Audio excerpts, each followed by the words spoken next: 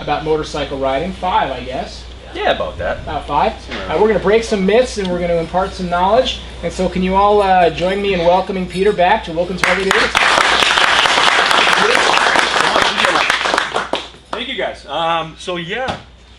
I think this was originally built on Facebook as top cornering myths, and we can certainly cover those. We can probably come up with a few ourselves, but the presentation I have for you is basically top motorcycling myths, just motorcycle myths in general.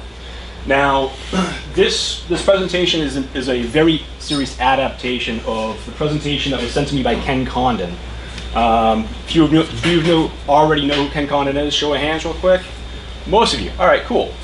For those that don't, Ken Condon I have the pleasure of calling him one of my track dads. I have many dads. It's great. But I've known Ken for about 15 years now. And Ken is an author, an artist, a motorcyclist, a chief instructor, and right now he's a traveler. He's going all around the country right now with his wife, Caroline. And I think last I heard they're currently in Arizona in an RV. But anyway, so Ken, he's also a former racer of the Loudon Road Racing Series. He's written a couple of books. He's written Motorcycling the Right Way, and also Riding in the Zone. You see the logo right up there in the top right corner. And his website, Riding in the Zone, www.ridinginthezone, is available online. And there's a whole wealth of information there. He has a bunch of blog posts, various articles, interviews, podcasts, etc. So that's a little bit about Ken. He's also got a daughter. You can see her right there. She's teaching in this photo. She's teaching one of his advanced rider clinics, parking lot clinic. So that's a little bit about Ken. A little bit about myself. As stated, I met Ken about 15 years ago, back when I first really started riding. Started riding about 17, 18 years ago. Got my first bike about 15 years ago, maybe a little bit more. And I met Ken about 3 months after I first got my first motorcycle, when a bunch of friends convinced me to do a track day. So there I was, only 3 months of riding experience, and I was on a racetrack. That's not a testament to my abilities. That's really a testament to the accessibility that the company that I currently work for now, Tony's Track Days, brings to the average street rider. They really make it accessible to street riders of all varying degrees of skill to be able to get out on a racetrack, and not just to go fast, although that's part of the fun, but learn more about themselves, their own personal limits, learn about their machine's limits, and really get used to what that bike can do. Our bikes, my bike, your bike, Harley, dirt bike, doesn't matter what kind of bike we're talking about, they're all capable of a lot more than we even believe that they are. So that's kind of how I got my start. I started doing track days about 15 years ago. A couple of years after that I started racing. I've been racing for, I think this is since 2006. I've got a handful of class championships. Won a sportsman award this year. That was great. That was very flattering.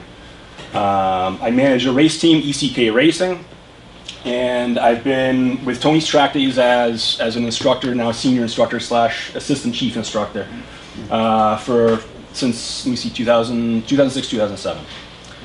I also spent a few years teaching the Motorcycle Safety Foundation beginner rider course down in Massachusetts. I worked for Ironstone Ventures, Joe Proya, who sadly passed away last year. So yeah, that's a little bit about myself. What did I miss? Anything? I don't know. Do I do this full time? No. I wish I did, but not quite that much fun either. So before we get started about getting into the myths and everything, I want to talk a little bit about goals and expectations. Your goals, my goals for today, this seminar right here, and your riding in the future. You all came in here, now there was a lot of people here that were here last year, but for those so they have an idea what to expect. those that weren't here last year, I want you to think about really quick your expectations of what you were going to get out of today, and what your goals are for the future. My goals for the future don't matter. My goal for today, though, is the important one. I want to give you guys at least one thing that you can take from this room and directly apply to your riding the next time you throw your leg over a motorcycle. So as we go through this, try to think of at least one or two things that you can grab onto and remember the next time you throw your leg over a motorcycle. All right, let's talk about what Pete said about here. All right. Not everyone wants to go faster, I understand that, but this is going to be a lot of racer-oriented type information. But my guarantee to you is that the laws of physics change for no one. All right? What do I mean by that? Street bike, dirt bike, race bike, cruiser, whatever. The laws of physics do not change. All right? When you hear me talking about racing techniques or racer techniques or anything like that, or advanced stuff, I don't want you thinking my bike isn't capable of that, or my bike doesn't handle like that, or anything like that. The laws of physics still apply. All right? So I'm talking about the front brake. Front brake, you don't really use those on a dirt bike, or you don't really use those on a cruiser. You absolutely do. But the laws of physics don't change, but the ways in which, the way our machine reacts to them may change a little bit. So the techniques we use may need to get adapted slightly, but for the most part, what I do when I'm racing as fast as I can and both wheels are sliding through a corner, those physics still apply to you guys no matter what you ride. All right?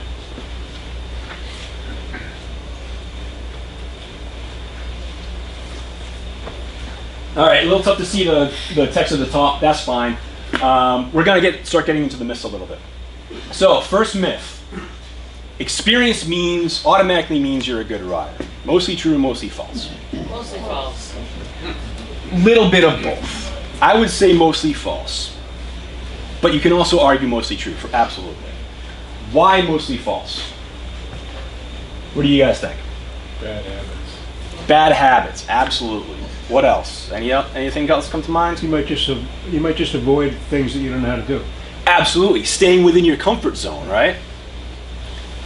Now, we get the quote down here. I've been riding for blank years of miles. I know how to ride. All right.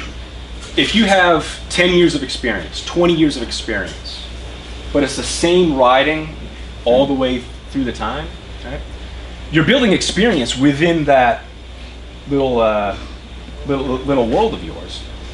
But it's kind of like say you get 20 years experience. It might be 2 years of experience repeated 10 times. Now, is there value in that? Absolutely, right? Hopefully, you're polishing your skills within that little skill set. But, as somebody mentioned, you might be building bad habits, right? So, this is also my little opportunity to get to know you guys a little bit.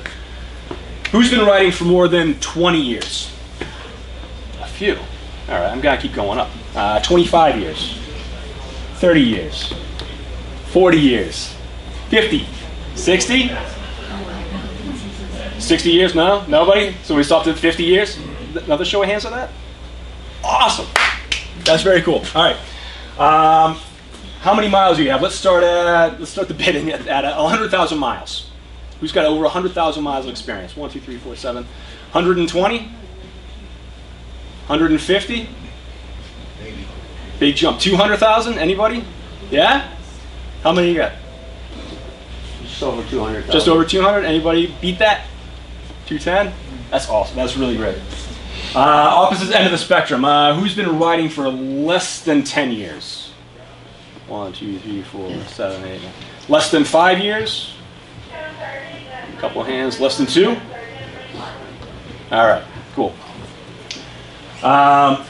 So the point that I'm getting back at again is, if you've been riding for a certain amount of time, be cognizant of what type of experience you're building. Are you getting out of your comfort zone a little bit, going out and experiencing different different aspects of motorcycling, dirt biking, ice riding, a little crazy, track days, cruiser, long distance touring. What other kinds of riding are you guys doing? What are the types? Anything else? Elevation and twisties. What's that? Elevation and twisties. Yeah, elevation and twisties, right?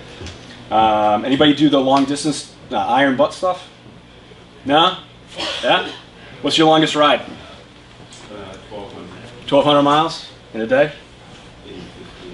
15 hours? That's a lot of Right? All right, so I'm not going to subject you guys to this. I'm also going to subject myself to this. How long have I been riding? Like I said, about 15 years. And if I'm being objective and looking at the experience that I have, I would say that I probably have about 7 or 8 years of riding experience repeated twice. I think that's fair. I've got some dirt riding, I've got some trail riding, a little bit of motocross, a lot of track days. My street riding has really tailed off in the last couple of years. MSF, so yeah, you guys know my experience a little bit. So I would objectively say that I probably have about 8, maybe 9 years of riding experience repeated a couple of times. So I'm being honest with myself. So, who's got kids? All right. Who's got kids older than about 10 or 12 years old? Same. All right. For those that don't have kids or don't have kids that old, who has been a kid about 10 or 12 years old? All right. So I get the rest of you. All right. So I'm going to relate that to the Dunning-Kruger effect. Who's heard of that really quick? All right, a few of you. So Dunning-Kruger effect is this is psychology 101 kind of thing. You can look this up online. It's essentially boiled down to a cognitive basis in which unskilled persons have the illusion of superior skill and fail to adequately assess their level of competence or lack thereof. What does that mean? 80% of people think they're above average. Absolutely, yeah, exactly. You're right. I think there's been a few driver's ed kind of assessments where they go to different countries and say, you think you're above average or below average driver? And I think in America it was like 99% of people responded and said they're above average. You go to other countries, maybe not so much. But anyway, so skill perception. Relating that back to the kids thing. When kids are 2 to 7 years old, how many questions do they ask you? Non-stop, right? Why is the sky blue? Why is water wet? When they get to 10 to 12, how many questions do they ask you?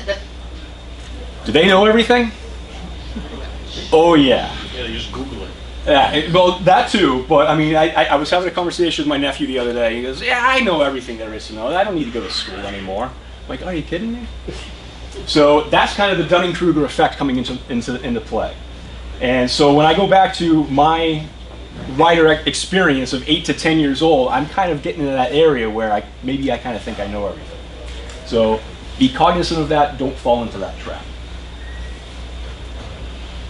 All right, myth number 2.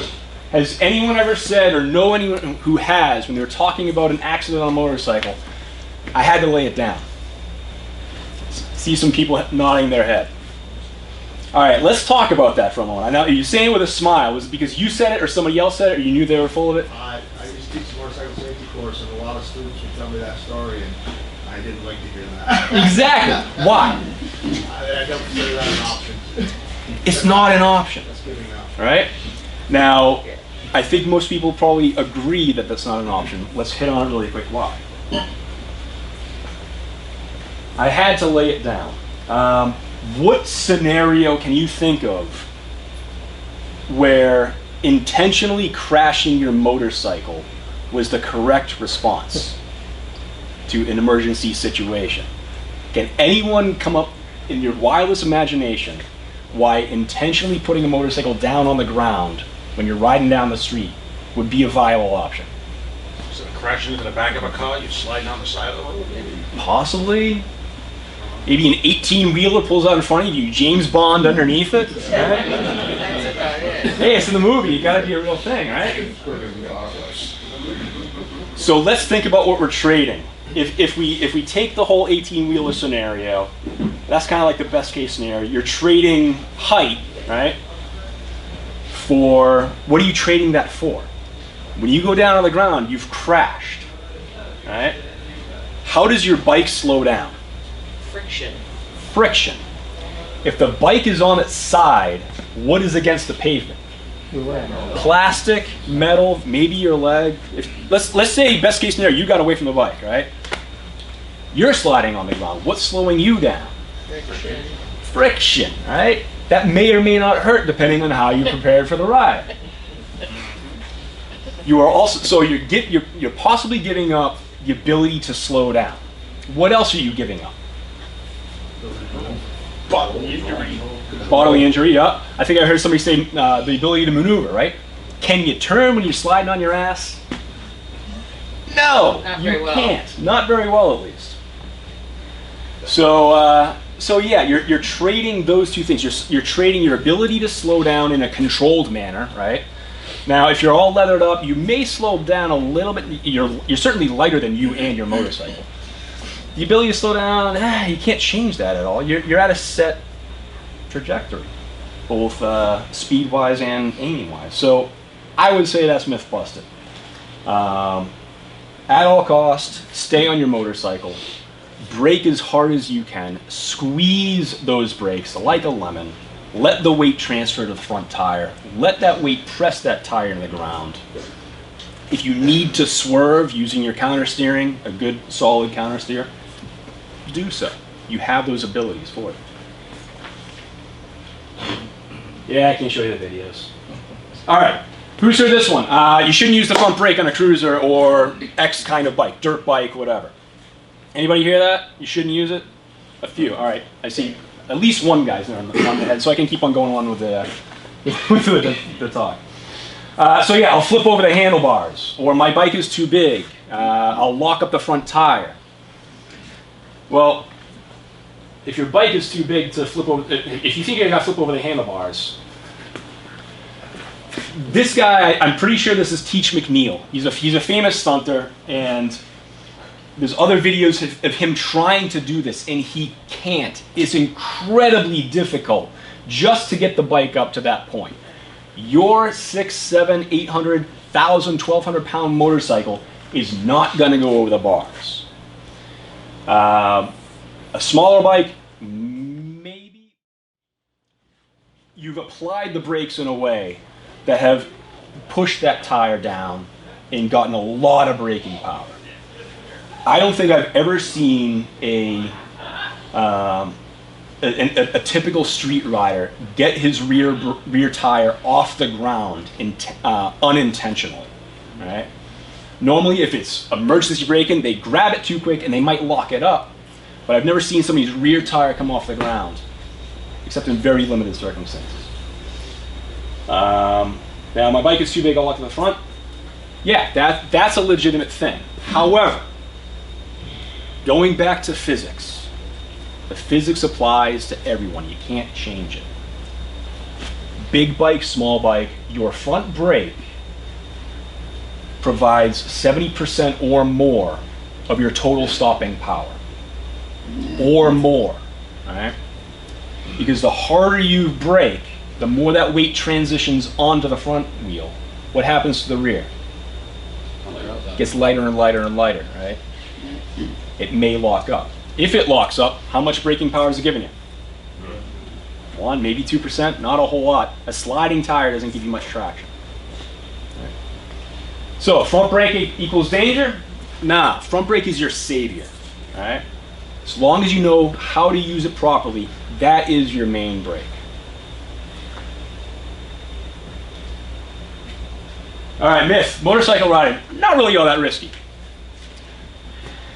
If you ask me that, if you ask a really experienced rider, yeah, there's not a whole lot of risk, right? We kid ourselves into thinking it's not as dangerous as it is, all right? This is where I'm gonna get in a little bit of a boring section of the presentation. Risk perception, what is risk? Now it's kind of a sliding scale, right? Where we live on this area of risk, right? Are we doing something that's really risky? Are we just going down the street, pick up some milk, whatever? it moves back and forth. If we're racing, if we're street riding, if we're in the dirt, whatever, how much risk we're assuming at any moment is always moving around. Risk perception, how we perceive it, our skill levels, our knowledge, we can identify the risk, judge the risk, and how much of it we accept. How much risk you guys are willing to accept might be different than how much risk I'm willing to accept. How you guys mitigate or try to reduce your risk or manage your risk might be different than how I do it, especially depending on the circumstances. You guys mitigate risk differently than I do when I'm on the racetrack? Absolutely. I'm looking for different things.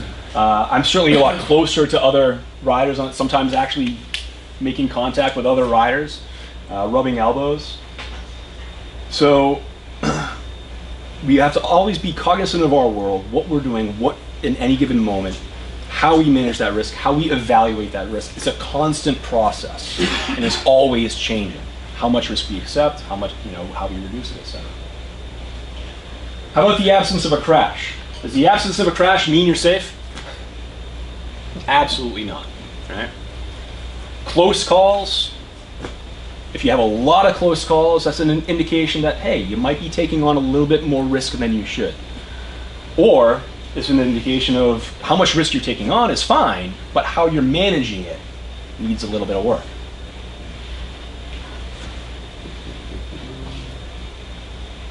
Are these people taking on a lot of risk?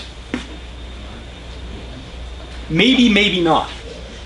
It depends on where they are. If they're in a parking lot, or if they're in a parade ride, well, there's not a whole lot of risk in that. However, if they're going up to the Kangamangas or some crazy twisty roads, they're certainly taking on a little bit more risk. Right? I don't want to get into lectures about gear or anything like that. There's a lot of really experienced riders. You guys know about gear. The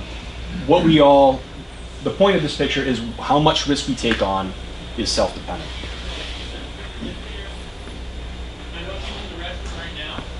Things that increase risk or decrease risk. Mental factors. Right?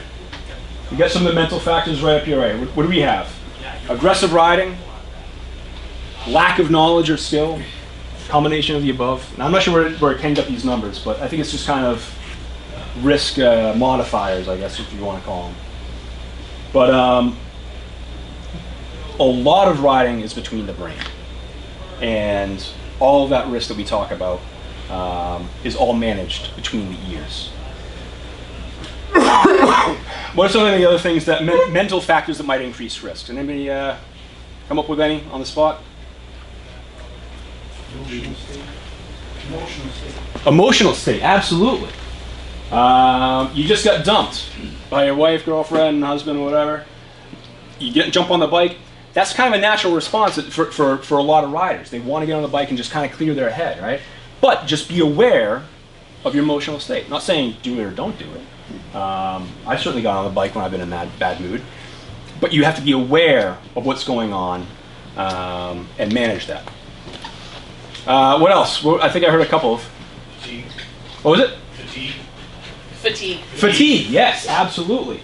Fatigue, or even hunger, right? I used to go riding with a buddy of mine, and we go riding all day, and we come up to a stop sign, and he goes, "Hey, you hungry?" I go, "Yeah." He's like, "Yeah, you're riding like it." It was kind of funny. Obvious? Was that? Is it that obvious? It's worse when you have to go to the bathroom after coffee. Yes, that too. Yeah, so, yeah, have to go to the bathroom. That's great. All of those things, increase or decrease how much risk you're taking on. What about environmental factors?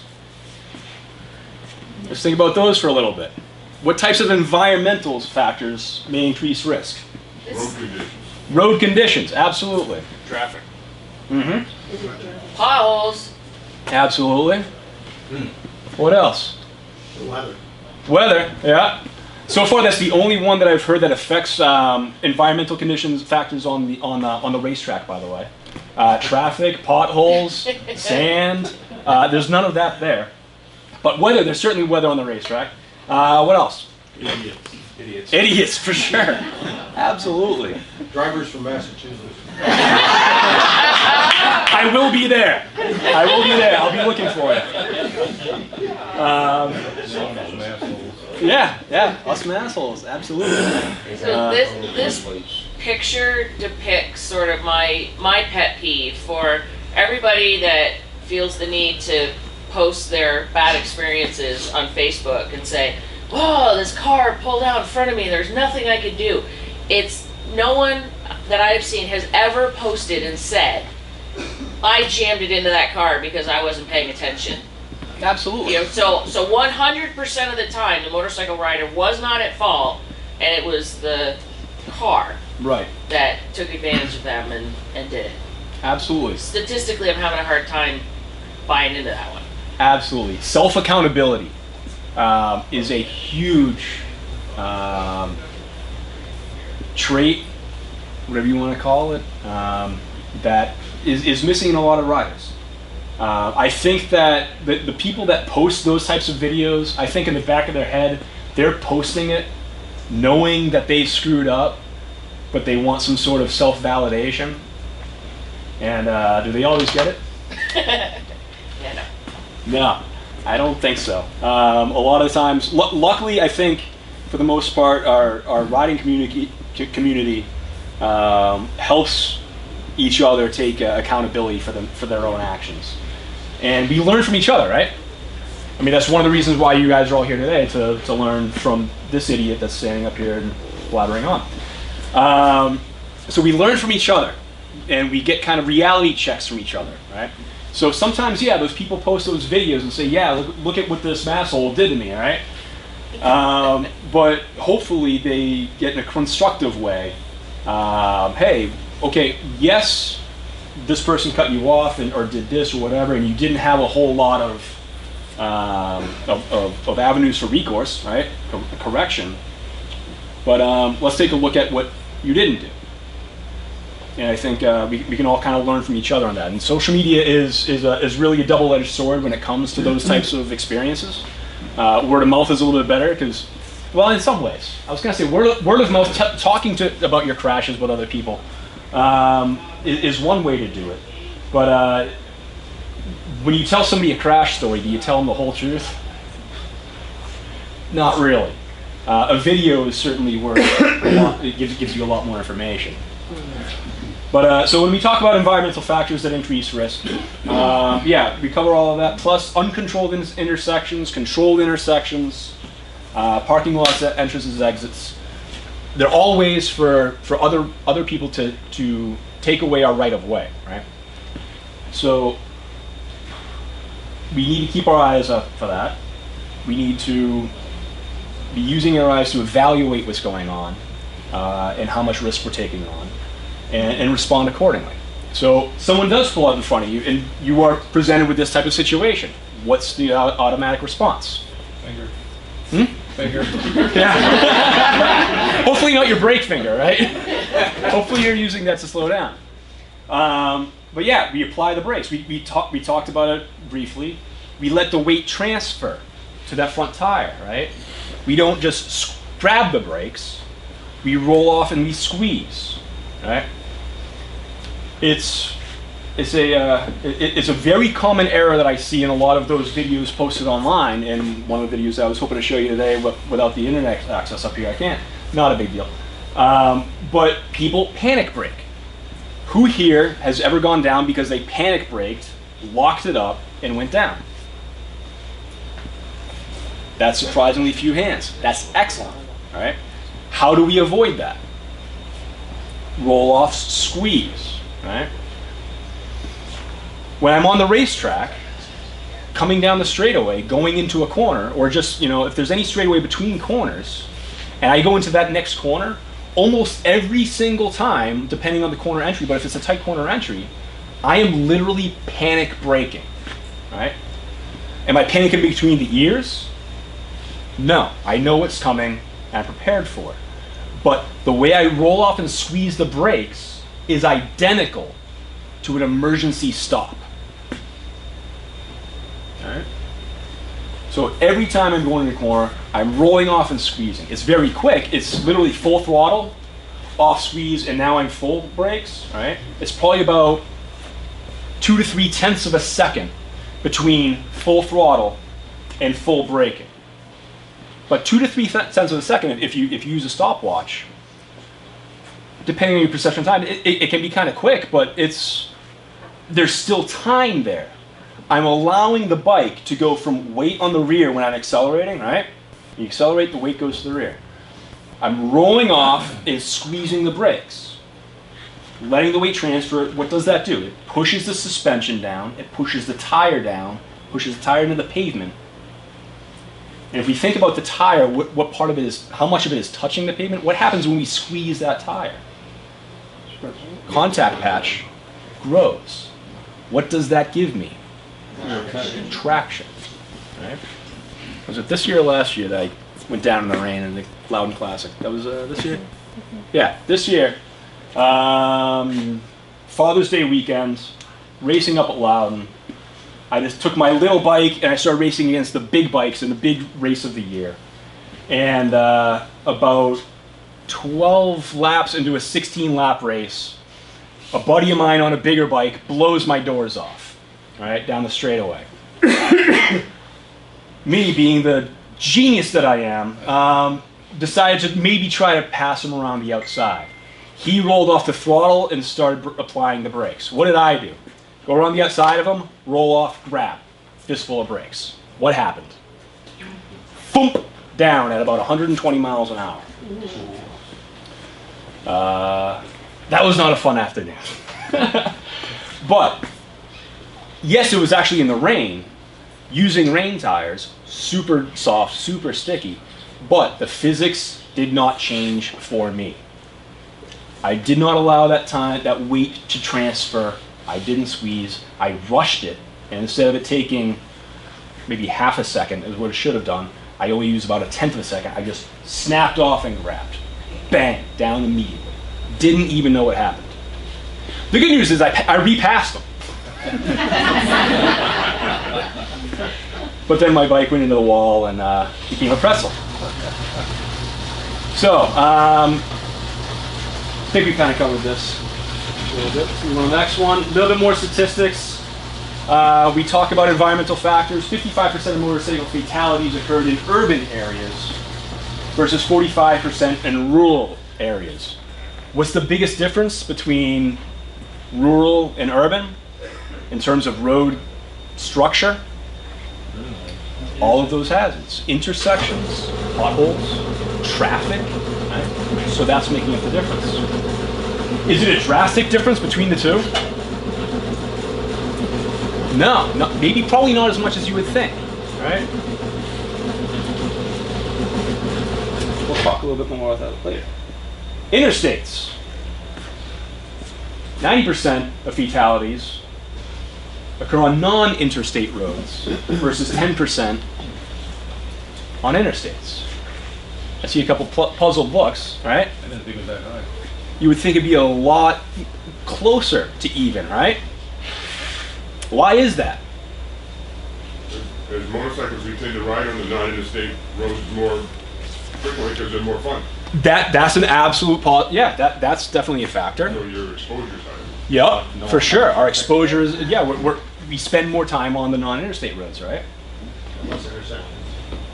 If you think about road structure, less intersections. Smoother curves. Everybody's going in the same direction. Yes, everybody's going in the same direction. Smoother turns, the turns aren't as sharp, generally, right? So there's a common misconception that, a lot of new riders have it. They're scared to ride on the highway, right? Who was scared to ride on the highway when they first started riding? A number of us, right? I was an idiot. I didn't know any better. I got my motorcycle and did 100 miles an hour like a moron. But thank God I'm still here. So interstates are actually a lot safer than interstates are much safer than non-interstates.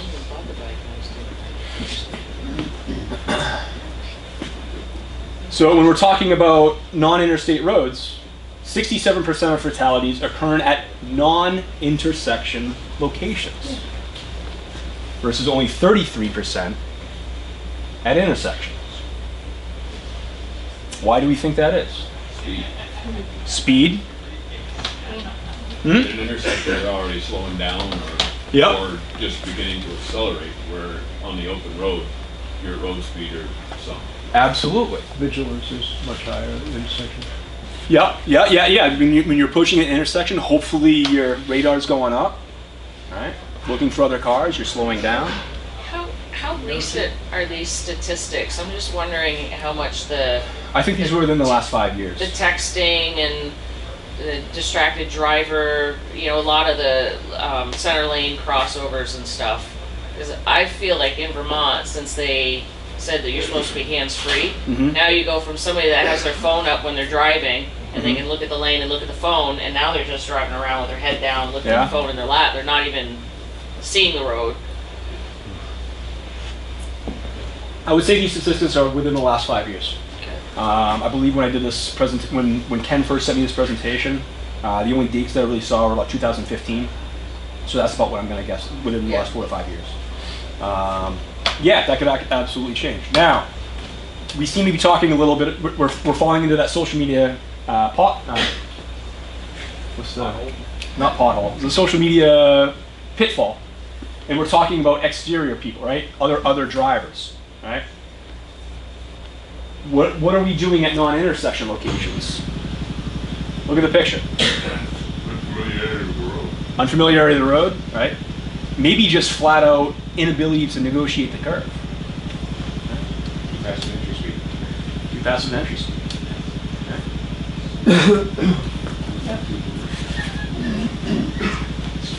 This is kind of what I was getting at. 42% of all deaths that involve a single vehicle, right? A single motorcycle, 42% is usually because the rider was failure to negotiate the curve. Right? I don't know about you guys, I love the twisties, right? That's my bread and butter, right? Failure to negotiate the curve, that would be a big mistake. So, we'll talk about four cornering a little bit.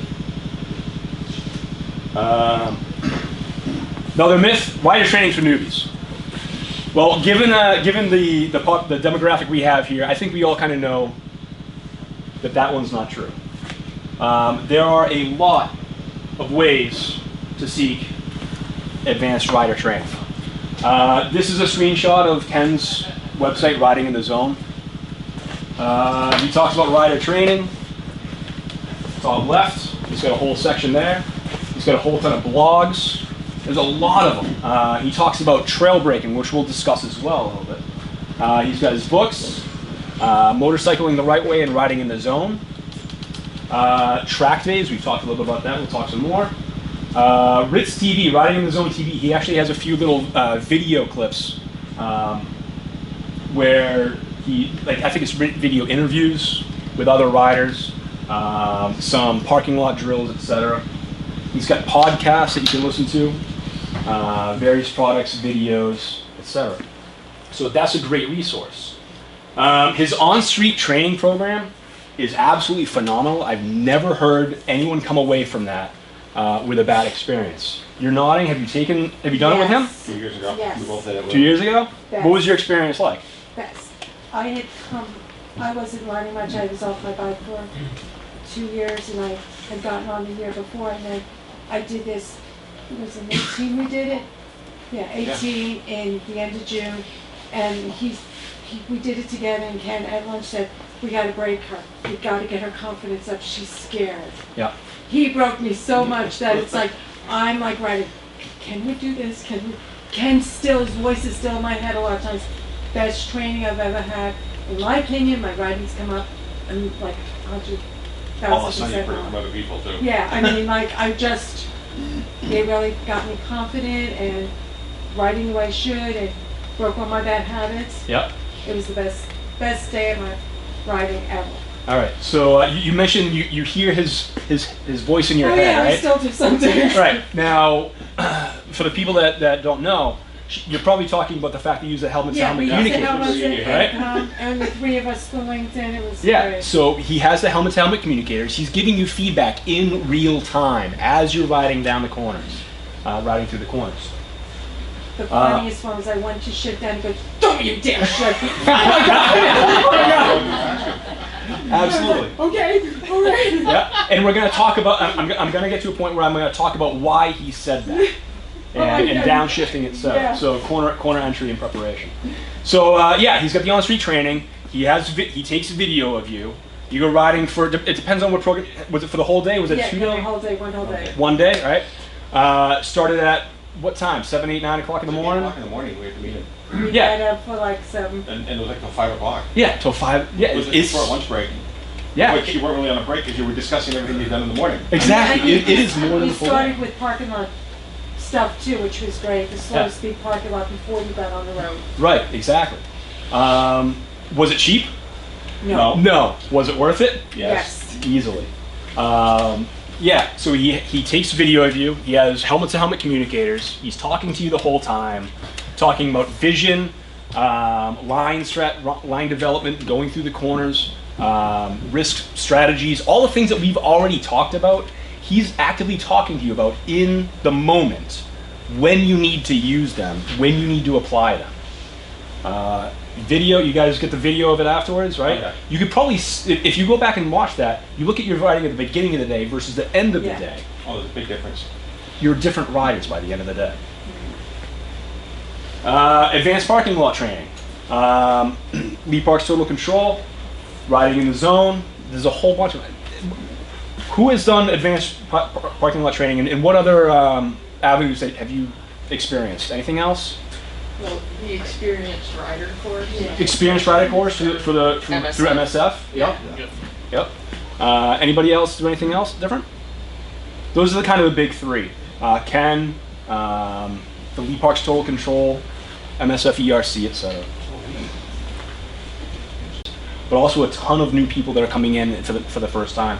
When we went down to New Jersey, a lot of our core customers couldn't come down with us. So New Jersey's kind of a different animal. But most of our track days are at Palmer, Mass, Thompson, Connecticut, a little bit occasionally up at Loudon, New Hampshire, and New York Safety Track. And the non-sport bike track days is kind of a recent add for us the last 3 or 4 years, where our normal events are any bike that you want to bring, but it's mostly street bikes, sport bikes. The non-sport bike days were to open up and make the environment just a little bit more friendly to people on these types of bikes: Harleys, Gold Wings, adventure bikes, occasionally a highway scooter. Like if it's capable of highway speeds 70 to 80 miles an hour, you can ride it on a racetrack and get rid of those intersections, those potholes, that traffic, etc. So that's another outlet. Conventional track days. This was taken at one of our normal track days. Probably about 50 to 75% of the attendees at our non-sport bike track days would be perfectly at home in our normal track days in the red group. So we have 3 groups, sometimes occasionally 4, but 3 main groups at our track days: non-sport bike or our conventional ones. Red, yellow, blue. Novice, intermediate, advanced. At our normal track days, we also have a black group, which is for racers or just people that are capable of maintaining that type of a pace. I would say probably half of our black group customers don't even race. They just come to our events time after time after time, and their skills have continued to progress. So it's great to see that progression. But this bike right here, red group at our normal track days, perfectly fine. As I mentioned at the beginning, 3 months after I got my first motorcycle, I was doing a track day. And they don't call them crack days for nothing. They are addictive, but they're a lot of fun. And just like the Ken's street training, 100% worth it. Our track days go for about $300 for the day. You arrive around 7 o'clock. A lot of people camp out the night before. It's an awesome atmosphere, really family atmosphere, really inviting. 8 o'clock, 8:15 is the rider meeting. 9 o'clock, the new people go to the classroom and they go through a whole additional rider briefing while the experienced riders go out on track. We're on an hour rotation, 9, 10, all the way until about 5 or 6 p.m., where you're on the track for 15 to 20 minutes, and then you're off for 40 to 45.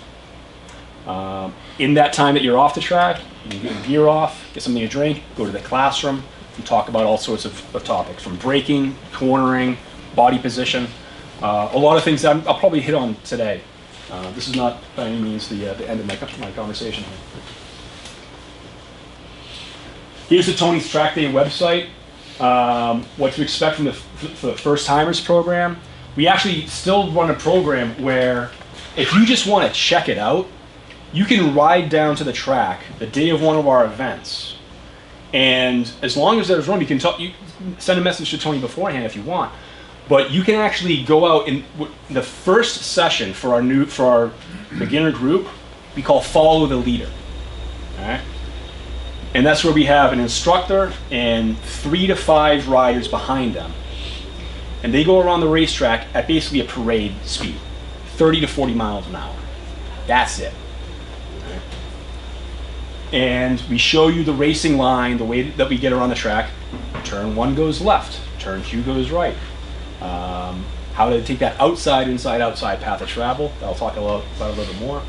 And we just kind of get you familiar with the track that you're going to be riding for the whole day. If you come and you haven't paid and you've talked to Tony about it, you can do that for free. You can just show up, and as long as you have head to toe, skins covered motorcycle approved gear, motorcycle oriented gear, you can get out there and ride around on the track. If you're behind an instructor, you're in a small group, and there's not a whole lot of passing allowed, but you can do that. That's another screenshot. 10 things you need to know about trail braking. We'll talk about that a little bit more. And then Ken's books. $25 for motorcycling the right way and riding in the zone 16, available PDF. All right. What can I really teach you guys today? All right. I've gotten into the topics a little more in the first half than I wanted to now, but we're going to go through a lot of things that we've talked about already in a little bit more detail. Hit on it already. Riding is a mental activity. 90% of your survival on a motorcycle happens between the ears. All right? We talked about how we evaluate that risk, how we mitigate, how we manage it, etc. Okay. So, really simple things. Avoiding blind spots. All right? That's where our risk goes up. Stay out of it. Pretty simple. All right? Poor timing. Use your eyes, use your head, evaluate what's going on around you. Make the moves when it's appropriate. Talked earlier. What was it? 67% failure to negotiate a curve. Right? A big part of that mental aspect comes not from really the skill, but cornering judgment. How we judge the corner. Right? Can you help me understand how the body is off that motorcycle when it's not even seriously? Yeah, no. Did it already like lay down on the right, flip back up, and jostle the rider off, or did his toe grab on the other side? But how is the bike still in an okay looking position, but the rider is like legs up? Well, I don't have the video of it, but we can absolutely kind of deconstruct it from this photo. I think he bailed. You think he bailed? He very well could have. Oh, because he's going to go off the corner. Oh, if you look at where the front tire is in relation to that center line, versus where the rear tire is in relation to that center line, Could be staged. could be staged. I certainly wouldn't want to stage that. that looks like a Killboy picture. I think it is. I've seen a few pictures from this. They get some amazing documentation. I couldn't imagine sitting there as a photographer. There's nothing they can do at the time, but really just document it. And they just get frame for frame how it all goes bad. Yeah. And then he makes a killing selling it to the person that just crashed. hey, you just crashed your $30,000 motorcycle and you get another $30,000 bill coming. You want to spend 10 grand on a bunch of photos? Sure. I love the ones when they go down into the ditch and you see them launching back up and they're like above the pavement coming out the other side if they make it that far. So yeah, let's try to figure out or speculate on a few things that might have gone wrong. We see that the front tire is pretty much right. It is crossing the center line already. The rear tire is not. All right, which means the bike is pointed where? To the left lane. Into the oncoming lane, towards the outside of the curb. All right. So let's talk about judgment first. Clearly, he misjudged the corner, his abilities, and his bike's capabilities. Right? probably not the bike's capabilities. Possibly not. Can you see through this corner? No. We're going to talk about vision a lot more later, because I think vision is really the key to a lot of these types of scenarios. How much ground clearance does he have on that type of a motorcycle? Not much. Not a whole lot. All right. So he misjudged his ground clearance. He misjudged the corner itself. He misjudged his own skills. Yeah.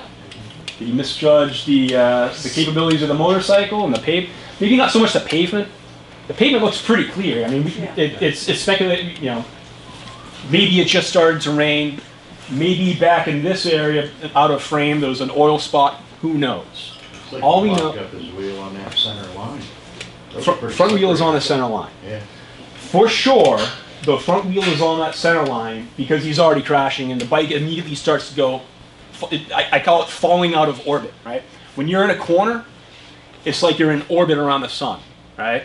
When you crash, where do you go? Straight line, tangent to the direction you were going in. You're falling out of orbit, right?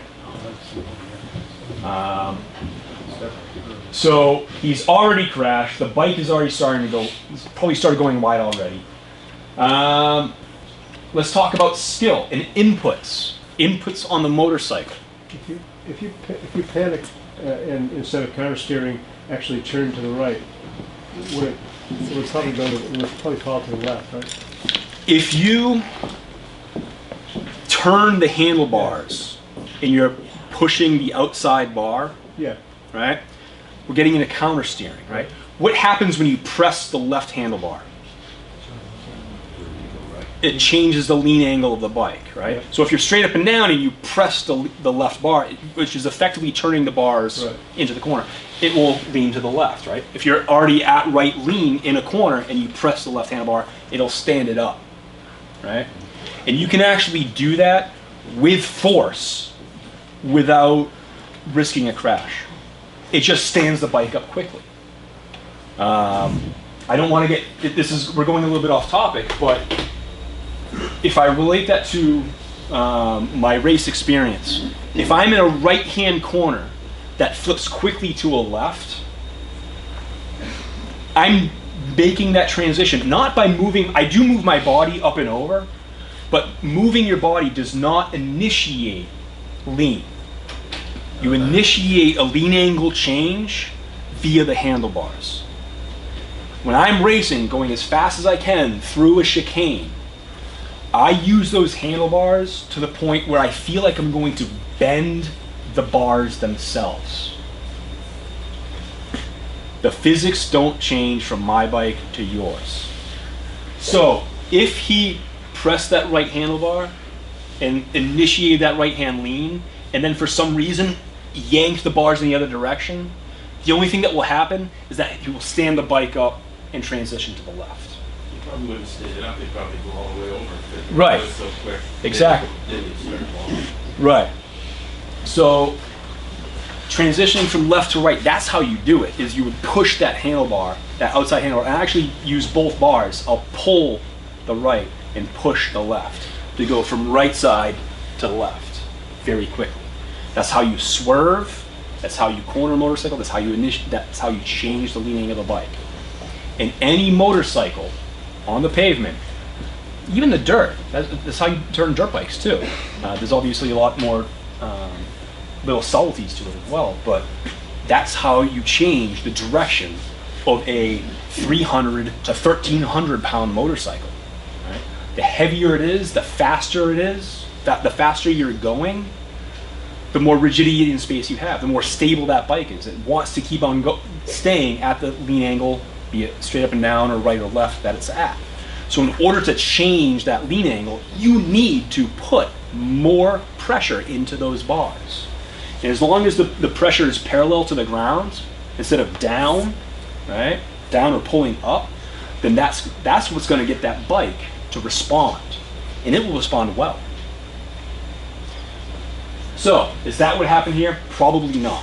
My guess is he started leaning in, may have run completely out of ground clearance, may possibly levered one of the rear, either the reel or the front wheel off the ground. He lost traction somehow. My guess is that the bike kind of fell away from him, and he just he obviously had a loose grip, right? So he's got that going for him. Hopefully he had a nice loose feel on the bars. Right? He had to lay her down. Yeah, exactly. Right? You know that's what he said, right? Oh, I went into a corner, I had to lay her down. No, he didn't lay it down, it laid him down.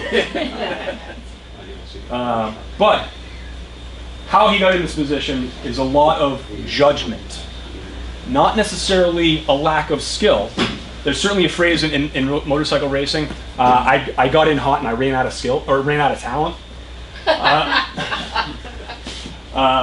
And that's a racer's way of saying I screwed up. So in this case, he probably got in too hot, ran out of talent. But it was his judgment that did him in at the beginning. Any other points I want to hit on this before we move on? That kind of cover it? Yeah. All right. Parking lot drills. What this guy could have done to, the previous guy could have done to maybe make it through that corner. Perhaps he had lean angle comfort issues, right? That's a mental limitation. Your bikes, as I said earlier, are capable of a lot more than you probably think they are. Right? However, maybe it's you that's holding you back. Right? Increasing your lean angle comfort is a skill within itself. Just being comfortable. I forget there's a little bit of biology behind it. There's a lean angle just standing where a human at some point is going to fall over, all right? And it's not that much. Even if I stick my leg out, I can't move my center of gravity past my left foot, all right?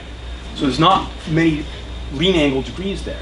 On a motorcycle, a brand new motorcyclist, that is their mental limit between their ears. They don't think they can lean further than right about there.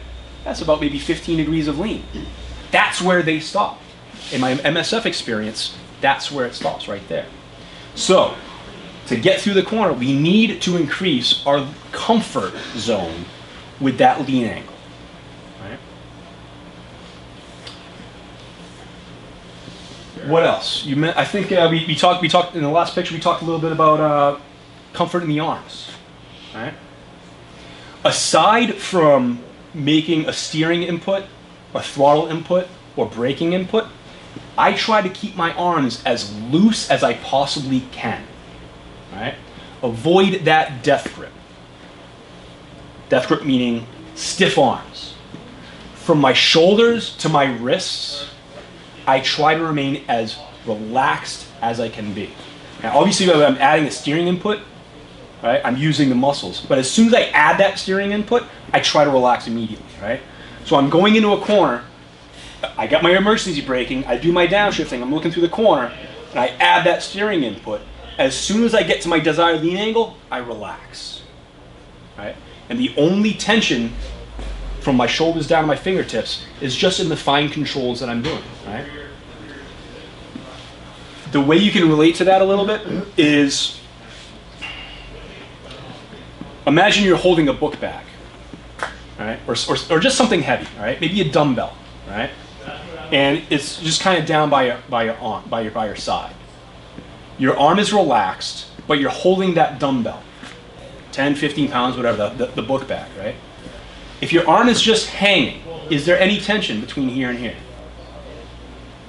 No, it's just between your wrists and your fingers, right? Now, obviously, the muscles in your forearm are what you use your manipulate your fingers, but you can carry a dumbbell and hang it down by your side and relax your arm. That is the type of feeling that you need to experience when you have your hands on the bars. Up here, relaxed. You can manipulate the clutch, the brakes, and the throttle a lot easier that way. If you're death gripping, your fine motor skills in your wrists and your fingers, if I'm flexing my arms, you watch my fingers and they're kind of twitchy, right? If I relax, much smoother. You have much better fine control in those digits if you relax your arms. We look at this guy's elbow. Elbow's kind of down below his hand. That's where it wants to be. Is his arm rigid? Does it look rigid? It's tough to tell if they're underneath the jacket to see if someone's really tense. But just by their posture and whether or not their elbow is up, above, or down below gives a general indicator of what they're doing with their upper body. Shoulders to the wrists, stay as relaxed as possible. Fine motor control, but also, if you're death gripping the bars, the bike knows it. The bike knows it. You're transmitting more of your weight into the bars. You're keeping the handlebars from going in the direction that they want. Little bit of a little piece of trivia. The front tire, its sole job, the thing that it wants to do most in the world, is to follow the path of most traction. It wants to roll, and it wants to be able to make subtle changes in the direction of where it's going to find the path of most traction. If your arms are stiff, you're keeping it from doing its job. My girlfriend reminded me of a little story that I completely slipped my mind. I think I talked about it last year. And I wasn't even thinking about it until last night when she mentioned it. A new rider's first response to panic is to do what? If they're going through the corner and a tire slips, what do? Stiffen up and straight out. They bring their head and shoulders up, they death grip the bars, they maybe grab the brakes, but at least let's say they don't even grab the brakes. Let's say they don't change their throttle position, they don't change their braking, they do nothing other than, you get startled, that's what you do, right? You lose the fine motor control. The front tire can't find the path of most traction. You're putting a little bit of input into the suspension, everything, right? So you're reducing the bike's ability to do what it wants to do. It just slipped. You didn't crash, the tire just slipped. Maybe you went over an oil spot or whatever, a little bit of sand, etc., right? The front tire wants to find that traction back. You grip like this, it can't find it. You keep on going down, right? The story, I just bought my Aprilia 210. This is going back about 8 or 10 years now. And I bought it secondhand, rode it on the street. The bike felt great. The very next day was a track day. I wanted to show it off to all my buddies. I bring it to the track. I'm working that day, so didn't have a chance to go through the whole bike. I gave it a good once over. The tires were in good condition, etc. Right? Fueled up. I go out. I'm just riding in the beginner group. I'm not riding very fast. The bike's okay, no problem, right? I go out there, I'm riding around, the bike feels fine. I start going a little bit faster, a little bit faster, a little bit faster, right? I go through turn 1, no problems. I give it a little bit of throttle. I change direction to 1A. My front tire starts sliding. This was the moment when I realized that I had kind of gone past a plateau in my own personal riding. Right? I felt the front tire slide. What did I do? I dropped my shoulder, I relaxed my arms, and I hung off the bike a little bit more. I relaxed my arms. I dropped my shoulder. What does that do? Lets the front tire do what it wants, right? What does dropping the shoulder do? Lower the center of gravity. Lower the center of gravity. Lowers the center of gravity a little bit, right? If you're on the bars and you're hanging off a little bit, right? In a way, you're kind of pulling the bike down. If you let go and you drop down a little bit, the bike stands up just a hair, right? You're letting the front tire do its job and you're reducing its workload. That was the first moment that I ever slid the front tire. And it felt like it slid for a mile. I probably only slid it about 6 inches, maybe even less. But that was the moment where I realized, light bulb goes off. I have finally defeated that panic response. Right? Do I want to mention why the front tire slid? Yeah. Why do you guys think the front tire slid? Air pressure. Guess how many PSI was in that front tire? Too much. No way near it. Really? 12 pounds. Whoops. Wait, was it 12? No, that was a different time. Multiple experiences. Yeah. It was pretty low. I think it was certainly under 20 PSI. Now, street riders, what do you guys usually ride at for front pressures? 40. About 40, 35, somewhere in that area. All right. I won't get too much into it, but tire pressures are like a seesaw. It's a compromise. Higher tire pressure, longer tire life. Lower tire pressure, higher traction. Everybody understand why that is?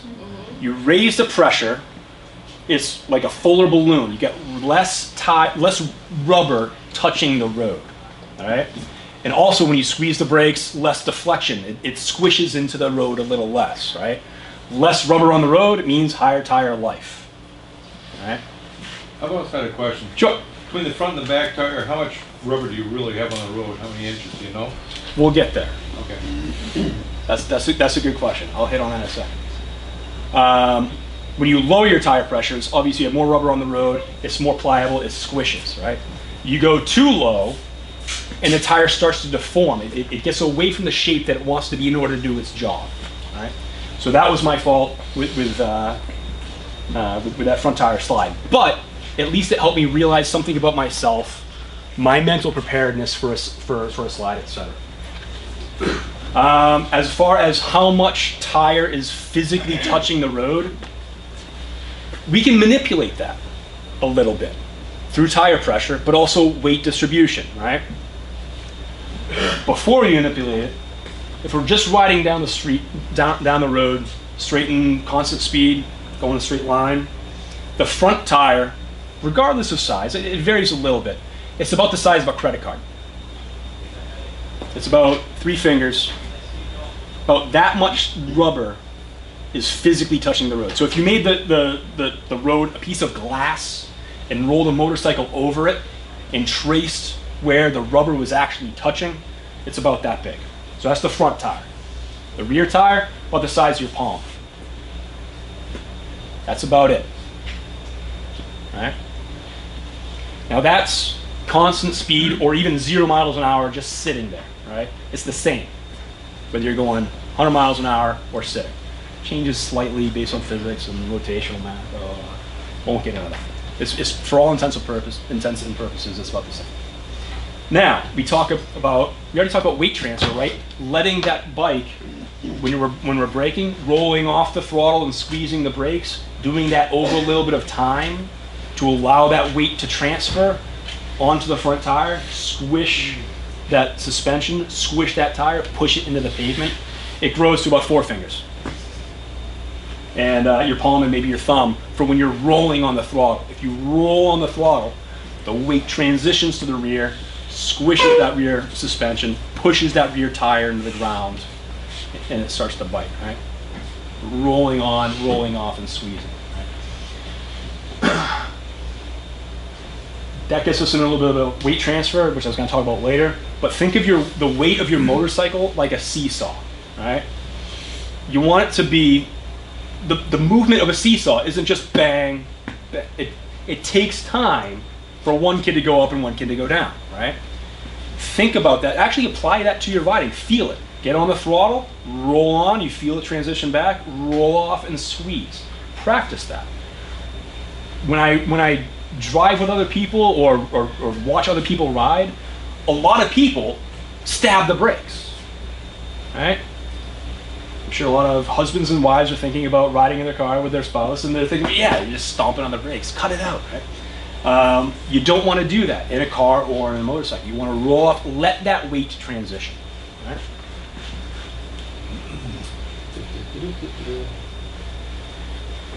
Learn to read the road. Let's look at this road right here. And if we just look at the section where the rider is on, what are some clues? What is it in that picture that tells our brain that the corner is turning to the right? Stripes. The stripes. Yeah. Read the road. Read the edge of the road. Can you see the? There's my pointer. Can you see the stripes over here on the outside of the road? No. So what sort of information does that give you? Pitch changes, right? You can certainly see a lot of the pavement right there, right? You can see it's kind of tilting towards us, right? So what does that tell us? The pavement is giving us, we get positive camber, right? What do we think happens down in this area right here? Yeah, we see road over here.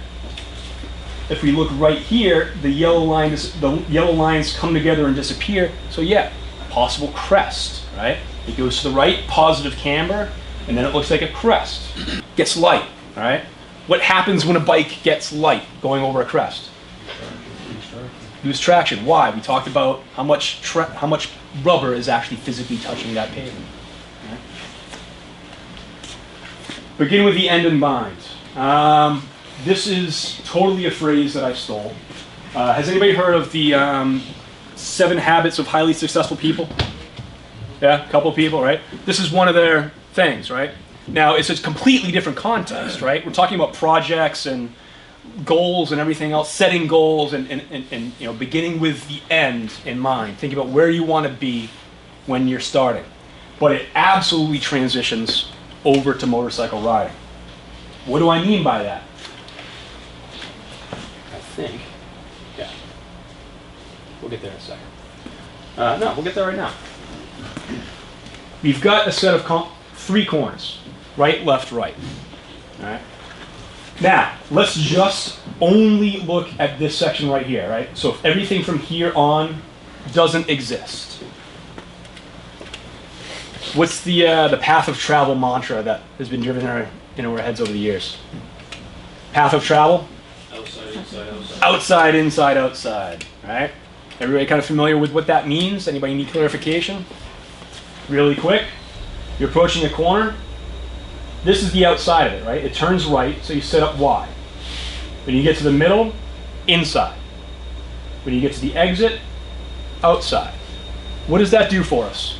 Makes a straight line. Smooths the curve out, makes it a little bit straighter, right? If we started this corner right here, and then we got here, and then we finish inside, that's a damn near 90-degree angle, right?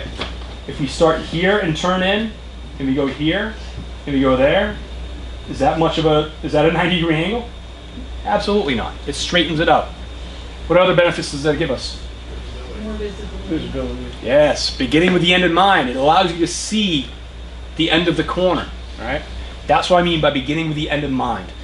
The last 7, 8, 9 years, at Tony's Track Days, we've introduced a one-on-one instruction program where some of the senior instructors, myself included, myself and about 4 or 5 others, will sit down with one rider for the entire day. And by far, the biggest change that I've seen in my students' riding abilities is when we really concentrate on vision. beginning with the end in mind. If you know you're getting out of a corner, your desired path out of a corner, that tells you almost everything you need to know about how to get into the corner. All right? So if we just look at this corner, we see a path of travel, right?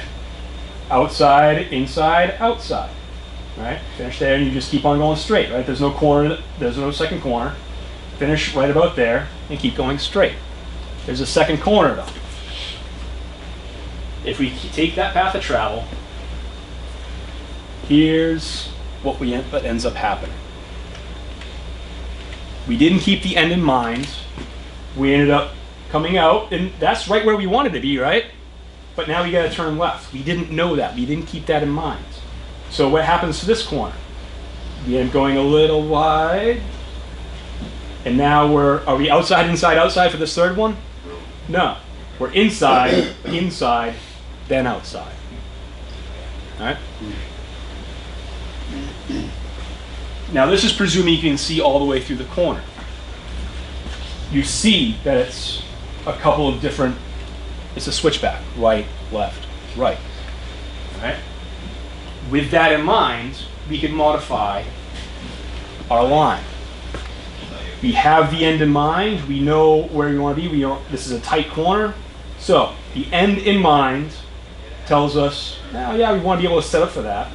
So we want to kind of be able to set up for this, which means we kind of want to be able to set up right in here.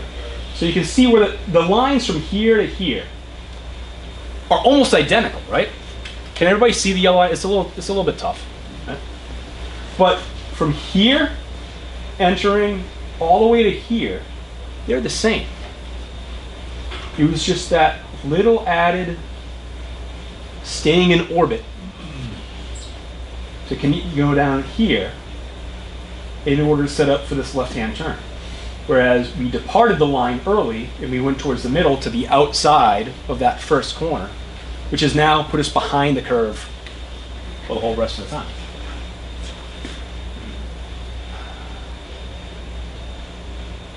But once you're not familiar with the road, you don't know that second corner's there until you get out of the first one.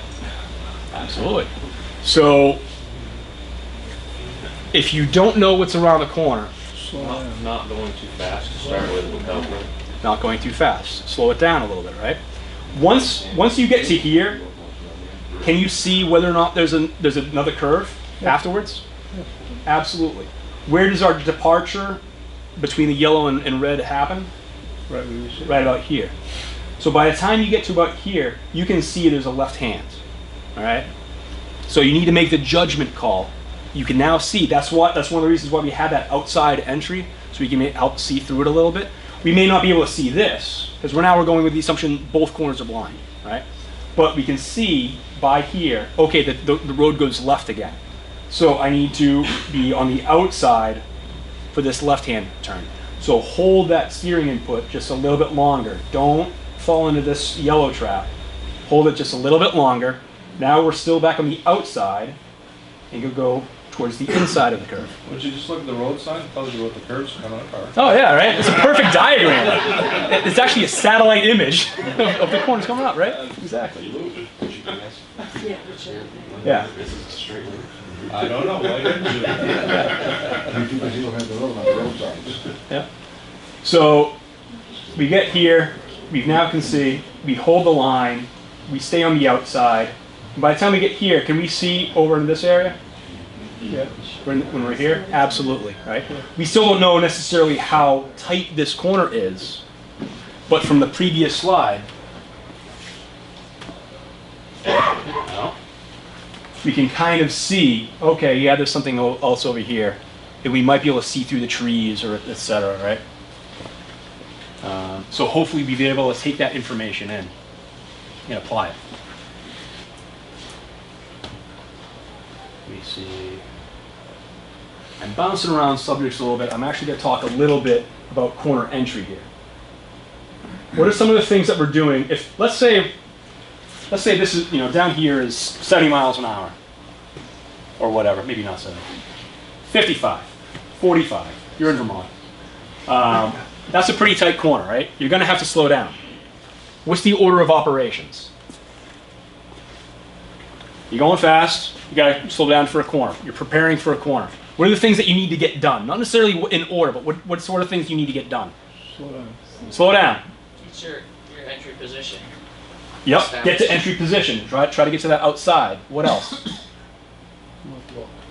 Look, yeah. Probably downshift. Downshift, yeah. That's pretty much it, right? Slow down, look, downshift. Those are the only things that are really happening on corner entry. All right? Can you look while you slow down? Yeah. Can you slow down while you downshift? Yeah. Can you downshift while you look? Yeah. Absolutely. You can overlap all of those things. One of the things that I see occasionally at track days is riders who they'll roll off the throttle, they'll downshift, they'll apply the brakes, they're looking the whole time, they'll release the brakes, they'll get back on the throttle, they'll roll off the throttle a little bit more, they'll brake some more, then they'll turn it. Or they'll get all the braking done, come off the brakes, then downshift, then turn. Right? The physics don't change for anyone. You can still overlap all of those things. Right? The proficient goal, the kind of the order of operations and the blending and overlapping that you want to achieve, you're on the throttle, you roll off, squeeze. Right? Did I say roll off? Was there a pause? Squeeze? No. Roll off, squeeze. What does that do with our weight transfer? Smooth it out. Nice and smooth. One weight transfer, right? Roll off, squeeze. I'm braking now. Can I downshift? Yeah. Do I need to stop braking to downshift? No. Nah, braking happens over here, downshifting happens over here. Typically, unless you're a tank shifter or whatever else, right? Or right side shift. Yeah, downshifting happens over here. All right. Why do we downshift? Prepare for exit. Ha-ha! You actually got the answer that I was kind of looking for. I was expecting to hear match gear engine speed to road speed, right? That's kind of what but the other answer is to be in the proper gear for corner exit. All right? Because what are you doing on corner exit? Accelerator, right? You're also probably at a lower speed, right? Do we downshift to brake to slow down? Not primarily. Yes, not primarily. The purpose of the downshift, as we talked about, is to be in the proper gear for corner exit, the slower speed, etc. The side benefit, the secondary benefit of downshifting is, yeah, engine braking. But that's not the purpose of the downshift, right? So, when Ken yelled at you, don't downshift, what was he saying? He wanted me to keep the speed up. Keep the speed up, right? So he was thinking that you were downshifting in order to slow down. Right. That's probably what he was getting at. Yeah. You were downshifting to slow down. Yeah. You don't need to, right? Anybody experience a false neutral on a downshift? They downshift, they release a clutch, and they're in neutral instead of the lower gear that they thought? Yeah. Right. That's why we don't rely on downshifting for slowing down. Brakes are what slow the bike down. The downshifting and the engine braking is just a side benefit. So we're slowing down, squeezing the brakes. We can downshift at the same time. Anybody rev match, kind of blip the throttle a little bit? You can do that. It just kind of, I don't want to get too far into this, but what I've discovered is that the clutch is what smooths the downshift. For those that rev match and blip the throttle a little bit, the purpose of that is more for side benefit. You can smooth it out, but it's not consistent. The real purpose for the downshift is just to shorten the duration of time that it takes to complete the downshift. All right. So if you're going fairly quick, you roll off. Ignore braking for a second. You roll off the throttle and you downshift, and you don't touch the throttle. You really have to extend the duration of time that you let out that clutch, right? You're letting the clutch out every single time as though you're starting from a stop. Emphasize it, in second gear. Imagine you're at a stop sign, you put it in second gear and you're trying to take away, all right? That's the way in which we release the clutch when we downshift.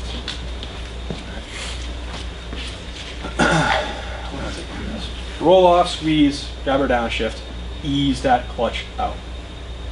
You can do it at the same time. From there, we're braking.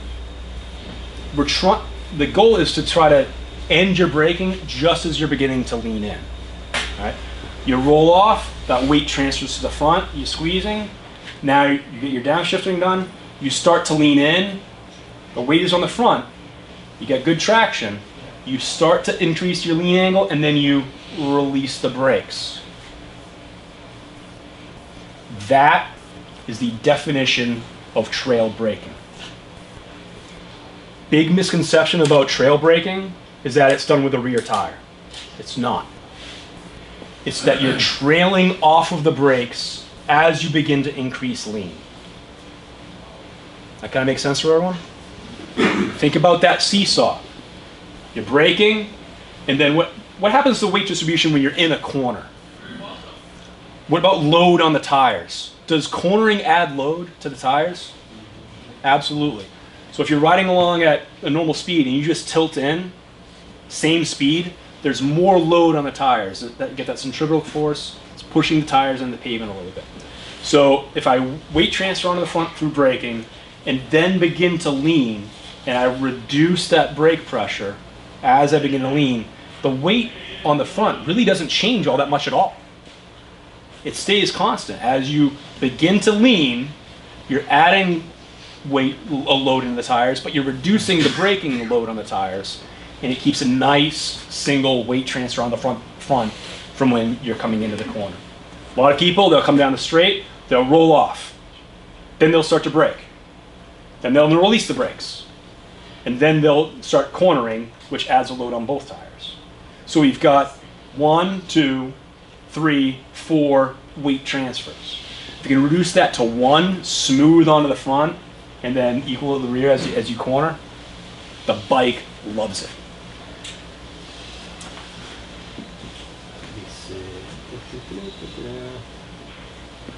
Vision, not eyesight, vision. Both with your eyes and with your brain.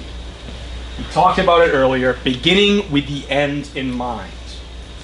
And I said it earlier, it's the biggest game changer that I've seen for my students on the racetrack.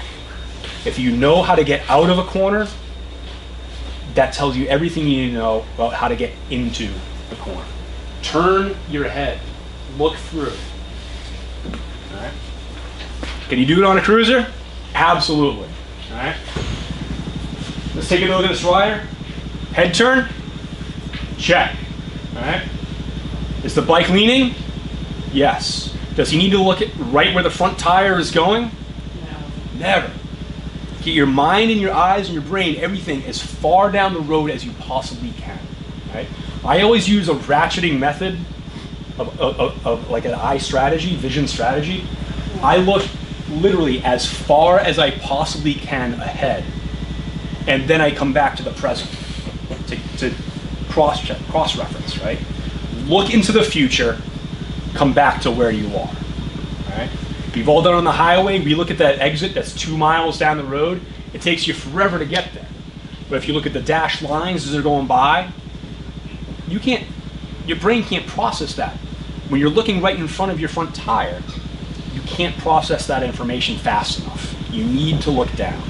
Do you need to see road conditions? Absolutely. But as soon as you see those road conditions, get your mind, your brain, everything, and your eyes as far down as you can. Make sense? By the way, this is Ken, back in the day, racing his MZ Scorpion around Loudon. This is the same corner, but I like this picture better. That's me. Again, can't show you the videos, but I was not posing for this corner. This is me going through the corner, taking my normal head turn through the corner. What direction is that bike going in? It's going almost 90 degrees to where the cameraman is standing. I had no idea it was in this corner. I am looking probably 70 or 80, maybe, yeah, about 80, 90 degrees from the direction of travel that my bike is going. Okay?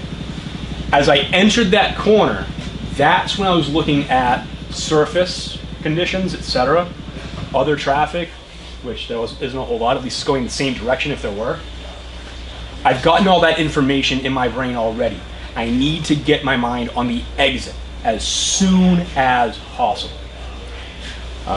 One of the videos that I was hoping to show you in this section right here is a comparison between an amateur driver and a Formula One driver. And they were both in a simulator, different tracks, but the same simulator with eye tracking software. It was showing where they were looking with a pair of crosshairs. And the amateur driver, you see them going down the straightaway, approaching a right-hand turn, and they look up and left at the brake markers. You guys know 400, 300, 200. On racetrack, they often have just brake markers. They're just references for people to use as they go around the track.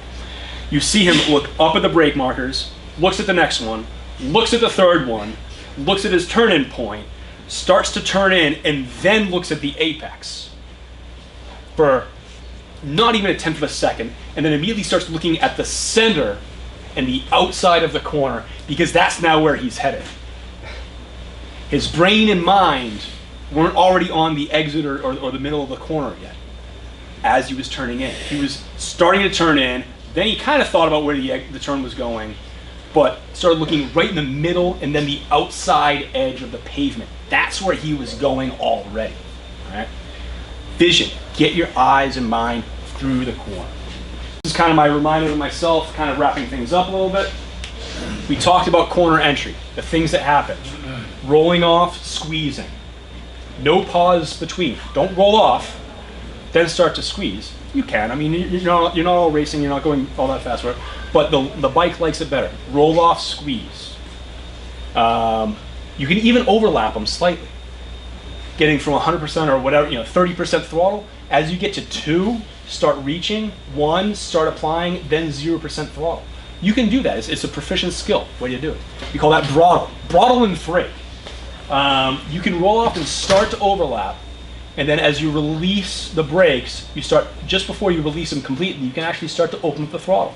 That seesaw, throttle and 3. Right. Braking, downshifting, you can do them simultaneously. Roll off, squeeze, all the shifting is done on the left-hand side. It's independent of the right hand. Talked about weight transfer. Didn't talk a whole lot about body positioning. You guys want me to get into that a little bit? Sure, why not? Sure, why not? All right, first, let's look at this rider. Look at his arms. What is different about his right arm versus his left? His inside arm versus his right, outside arm. What do you see? Elbows, right? His right elbow is a little more bent than his left elbow. That is an indicator of whether or not you're leaning with the bike. Right? Now, depending on the environment and the physics that you're dealing with, maybe that's what you want to do. What environment is he in? Parking lot. Probably an MSF. This is probably an MSF instructor. Slow speeds. Yeah, you can let the bike go down underneath you, right? It keeps your head up. It keeps your vision up, looking through the corner, right? It allows you to do that a little bit easier. He's pushing the bike down underneath him. Do his arms look tense? No. Outside arm certainly doesn't, right? His outside arm he's got no brakes. He's just four fingers on the throttle. But his elbow, is nice and low, right? Looks relaxed. His right arm, he's adding a counter steer, right?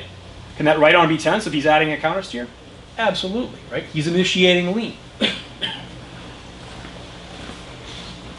Versus this, where is my body's center of gravity? Where is it?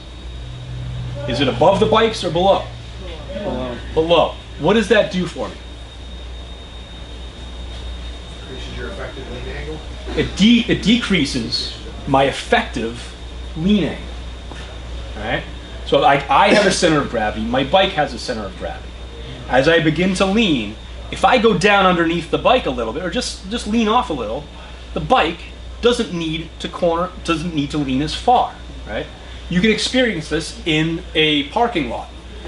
You super light on the bars, you just kind of move one side, or even just your shoulders, and what does the bike start to do? If you just move your shoulders without any steering input, it'll start to kind of lean a little bit. It'll start to curl, right? Are you doing that through a lean angle change? Not really, right? The bike can actually stay straight up and down. If you do it far enough and you're crazy enough to hang off that far, the bike can also actually start to take a turn while it's straight up and down, right? You're helping the bike turn. Is this only a sport bike technique? Not at all, right? Going back to our non-sport bike track days, at lunchtime, we almost always do a body positioning seminar. And we take out two different kinds of bikes. A big adventure tourer, like a off-road, on-road sort of bike, like a GS 1200 BMW or something like that. And we would take out a nice big Harley dresser or something like that. Whatever customer happens to have nearby. We just steal customers' bikes all the time. It's great. And we talk about the different contact points, reference points of where your body can be when you're in a corner. Right? We talk about when to do that, the timing, how to do it, what the benefits are, right? You're moving that center of gravity, you're helping the bike go around an arc without as much lean angle, right? You don't have a whole lot of ground clearance on some of these big dressers, right? You need to be able to do something to help reduce that lean. Now, your body weight might be anywhere from 120 to 200 and whatever pounds compared to a 1,000-pound dresser or whatever. So it's not going to have a huge effect, but it's still there. The physics did not change just because you were on a big bike. It only changed in which the way the physics manifest. Initiating lean, we talked a little bit about that. Using the handlebar pressure. For those that still kind of have difficulty kind of grasping the whole concept of counter steering, they know what it is. They know to press the bar left and it leans to the left. They know to press right and it leans right. But why does it do that? The big common misconception I hear a lot is gyroscopic precession, right? It's a big gyroscope. You push out this way and it leans that way. If you took a bicycle wheel, you spun it and you held this way and I pushed this way, it's going to lean towards you guys. That absolutely has a part to do with it. But you've got a 30-pound wheel attached to a 400, 600, 800-pound motorcycle. It's not that much force. Yes, it's present. Yes, it helps a little bit, but not a ton. So how does counter steering really affect the bike? If you think about the front tire being on the pavement as more like you're balancing like a broom on your hand, right?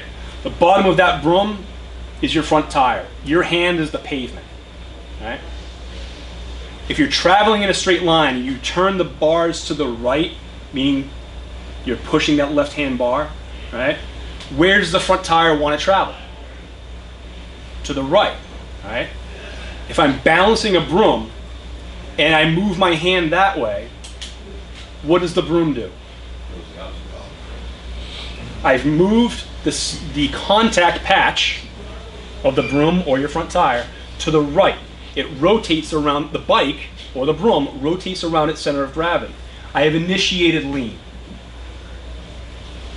I move my hand to the left, it leans to the right. Makes sense, right? That's what we're doing with counter steering. If you took a slow motion video of a motorcycle traveling right towards the camera and the rider added a really good counter steer, you can see that front wheel deflect just a tiny bit and it tracked to the outside and the bike rotates right around that center of gravity. So that's how initiating lean works. From there, once it's at its lean, yeah, the front tire chases it around. That's kind of how a motorcycle turns.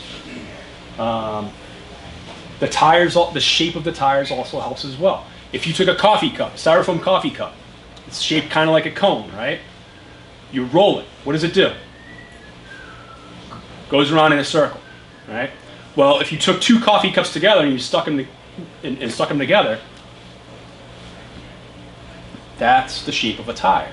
Right? Now, obviously, tires aren't shaped like this, but they have some curve to them because it smooths out the transition. So that's how we initiate lean, and that's how a motorcycle turns. Death grip we talked about. Staying nice and loose in the arms, as if you're holding a weight. And trail braking, we talked a little bit about that. I put an exclamation point because I wasn't sure how much I was going to talk about it. You guys want me to talk a little bit more about trail braking or no? The benefits beyond just the weight transfer? I have one related question. Sure. I noticed when you're demonstrating using the front brake, you're using the 2 fingers. Yep. Can you talk about that versus the 4 fingers, and does that have anything to do with trail braking? I can talk extensively about that. It's rider preference. It's 100% rider preference. It depends on what kind of bike you're on, how good the braking system is, whether or not you need the power of 4 fingers in order to squeeze. What's that? How strong your hands are. How strong your hands are. If you're dealing with arthritis or maybe you don't have an index finger. It's 100% rider preference. If you take the MSF course, we're going to stream at you if you're not using 4 fingers. The reason why we do that is fine motor control. Right? When you're learning a new skill, you don't necessarily have fine motor control, right? And we're not worried about fine motor control on just the brakes. We're worried about fine motor control on, if you just use 2 fingers, have you developed the ability to make sure to know that you're fully off of the gas? If you're using all 4 fingers on the brakes, you don't have 2 fingers on the throttle. And you're not doing both at the same time and end up getting whiskey throttle and going through a fence or something like that. So really that's where it derives from. A lot of people carry that on through the rest of their riding career. A lot of racers do it too. Anybody hear of Valentino Rossi? He's the #1 motorcycle racer in the world for the last 70 years. Actually, legit 15 years or so. MotoGP, it's like the Formula 1 of racing. He uses all 4 fingers. Almost everybody else on the paddock uses 2 or 3, or sometimes even these 3 or these 2 is very rare, but usually a lot of riders use just their first 2 fingers because it allows you to, if you do that little throttle blip and downshifting, it gives you a little bit more control on the throttle to be able to do that. But when you do that, it does, going like this does change your braking pressure a little bit. So it's just something that riders practice a little bit. So yeah, I use 2 fingers. It's just out of habit. I used to blip the throttle a little bit, but then when I mentioned that, blipping the throttle really just reduces the time that it takes to complete the downshift. I've gotten away from that throttle blip, but I just stuck with the 2 fingers because my race bike weighs 350 pounds. I don't weigh a whole ton, and it's got great brakes on it. So I can use 2 fingers and I can get that rear wheel off the ground no problem and get a maximum 100% braking done with the front tire. Answer? Any other questions? Yes? On the weight transfer. Yep.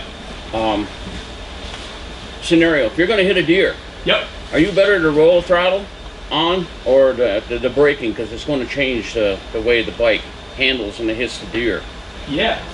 I would relate this to an exercise that we used to teach in MSF, riding over an obstacle. All right. What happens to the suspension when you apply the brakes? It compresses, right? Now, a deer is different than riding over an obstacle, but I'm going to go with it a little bit. Stay with me. It compresses the front suspension. It lowers the front of the bike, right? Depending on the size of the deer, well, maybe you need a little bit higher, more protection, etc. I'm going to kind of go off on a bunch of speculations here. Obviously, you want to slow the bike down as much as you can if you know you're going to make contact. Or even if you don't, if the deer's in your way, you'll want to slow the bike down, right? It opens up your options. Swerve. Come to a complete stop if you can, right? If you know you're going to make contact, at the moment of contact, I would say no inputs whatsoever. No steering inputs, no braking inputs, no throttle inputs. You don't want the bike trying to go in any direction or slowing up or slowing down. Every scenario is different. There's a ton of variables in that sort of a scenario. But if you know without a doubt that you're going to make contact, relax as much as possible. Give that front tire a fighting chance to find the path of most traction. And do what you can. Another question. Yep. Body positioning. Explain the difference between mid controls and forward controls, because that changes your body position. It doesn't change your strategy because, again, it goes back to the physics remain the same, but it does change your points of reference. And what I mean by that is, if you imagine you're sitting on a motorcycle, you can see, you know where your hands are, you know where your feet are, you know where your legs are, where the seat is, where the gauge cluster is, etc. You're familiar with the bike. You sat on the bike, you're riding it, you have eyes. You have eyes in the sense of feel. The only thing that changes is that instead of your feet being underneath your knees or underneath your butt, they're more out in front. You can still, you might not be able to get on your toes to move your hips around on the bike because your feet are out here, but can you still move around on the bike? Absolutely. It's just that you can't really move your lower body. But you can change where your weight is on your lower body, right? You can put a little bit more weight on that inside hip or inside foot. You can put a little bit more weight on the right side, right? You can transition your shoulders over. Once you're in the lean, usually when I'm initiating the lean is when I move my upper body, right? So I'm straight up and down, I start to apply my lean, and that's when I transition my head, get a big head turn, and my chin and my shoulders go toward the inside of that bike, right? So mid controls, forward controls, rearward controls, all the physics still apply. You're still helping the bike no matter what you do. Every little bit helps. It's just the reference points, how far you move over and what you're feeling, the points of contact, your inner thigh and your gas tank, your knee on your gas tank, etc. Those are what change. Good question. Any other questions? Yes. Do you use your rear brake much? Or, I mean, you hear people talk about using them, make sure to use them together. Yep. Is that like... So, rear brake versus front brake. I know the front's doing most of the work. Yep. This has been a hotly debated topic over the ages. When I am on the racetrack and I am entering a corner, what kind of braking am I using again? Emergency level of braking, right? So that weight transfer happens very quickly, a couple tenths of a second, right? From full throttle, squeeze brake, maximum braking, very quick, right? So once my weight has transferred to the front, my rear brake doesn't have a whole lot of stopping power, right? I'm using downshifting, engine braking, that happens at the rear tire, right? But my rear tire can't slow me down all that much more than what engine braking is already providing. It's really more, it's the rear tire on my race bike is more for bike stability, keeping it pointing in the right direction. Because if you slow down really hard, it comes off the rear off the ground. Yeah. It can potentially go out. The bike wants to maybe swap ends. It's a short wheelbase, etc. So on the racetrack, I do not use the rear brake unless my front brakes fail. Right?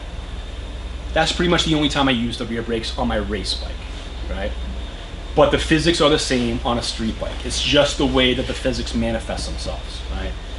A street bike has a lot more weight on the rear tire. Now street bike meaning cruiser, right? The weight distribution, it's still 50-50-ish, but it's a weight bias towards the rear, which means your rear brake can do a little bit more than on my race bike. Once you start to slow down, the weight transitions to the front, unless you're really mercy braking, there's still a good amount of weight back there, which means there's a good amount of traction. All right? So putting around on the streets, on my street bike, yeah, I use both. It's just, it's a fine level of polishing difference between just front brake or just rear. If we're talking about fine motor control, do you have more control with your fingers or your foot? In your fingers, for sure. So here's your fine motor control. Right? That's another reason why the front brake is our primary brake. Right? If the physics worked so that when we're braking, the rear brake was more effective, then I'm guessing manufacturers would say your finger brake actually controls the rear and your foot controls the front. But the weight goes to the front, so you want the fine motor control controlling that primary brake. Right? Slow speeds, a lot of people, when you're doing slow speed maneuvering in a parking lot, what's one of the tips that a lot of people give out? Rear brake only, right?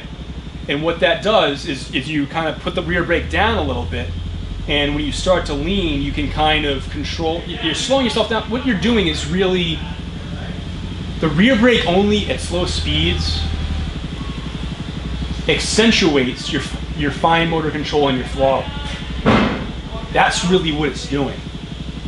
And it's also kind of stretching the bike out a little bit and making it a little bit longer, which makes it more stable. So, racetrack, I'm doing front brake only.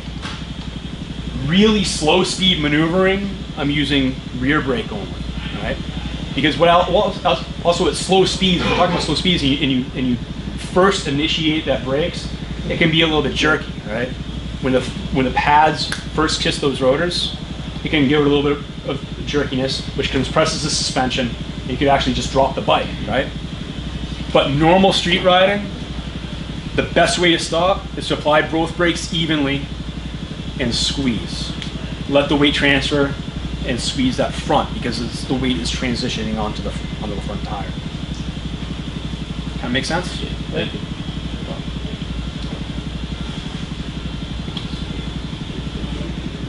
Come on, the next one. Cool. There we go. All right. Getting back to the beginning, when I talked about goals and expectations. Think back to that. What were your expectations coming into here? What were you thinking? What were your goals? What were some of your questions? Trail braking? What specifically? I really haven't used that. Yeah. Although I've heard of it through Ken Condon's class, but Yeah. I've never really utilized it. I'm going to start applying it this summer. Cool. Awesome. And when you start doing that, it doesn't have to be a whole lot, right? It doesn't take a lot of braking to just get the weight transition to the front, right? But then try to keep that, try to use your eyes and your vision, get your brain way out, so that you reach the point where you decide, I want to initiate my turn here, and try to reach that point, still just kind of smooching those rotors with the brake pads, right? And then as you start to increase, your lean, that's when you release, smooth, right? I always done like the downshift and prepare and like 3 or 4 steps, and trail braking just seems so much smoother and easier. One step and you're through it. Yeah, yeah. You're going fast, you need to corner. You slow down, and you try to time it so that you're finishing slowing down just as you start to lean. The bike becomes much happier. You're not going rear, front, back, then lean, right? Reducing that number of transitions. And as you get comfortable with it, you'll find that the way in which you enter the corner, you just kind of feel more confident, more precise. It feels more proficient than slowing down, stopping, downshifting, getting on, etc. It's a more proficient way of motorcycling. Okay. Anything else? What else have I given you guys? When slowing down, if you've got a motorcycle with ABS brakes, is there a different technique that you want to use? No, it's the same.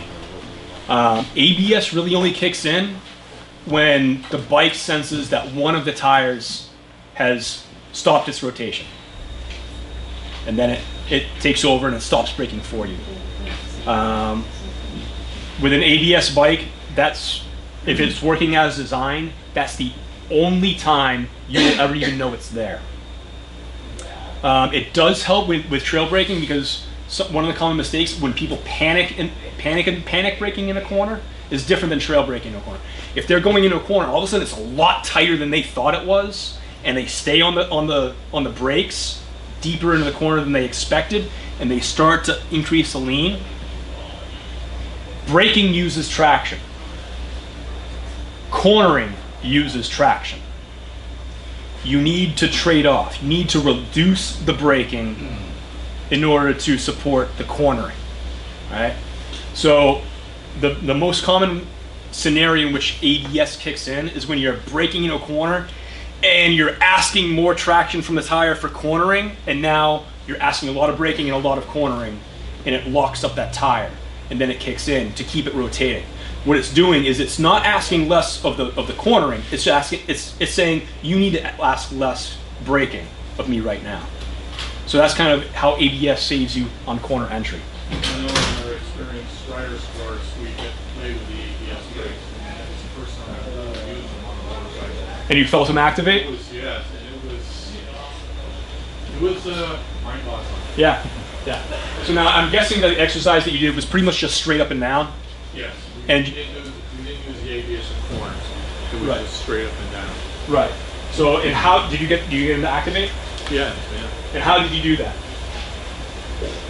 Locked up the brake as hard as I could. Grab the damn fistful, right? Yeah.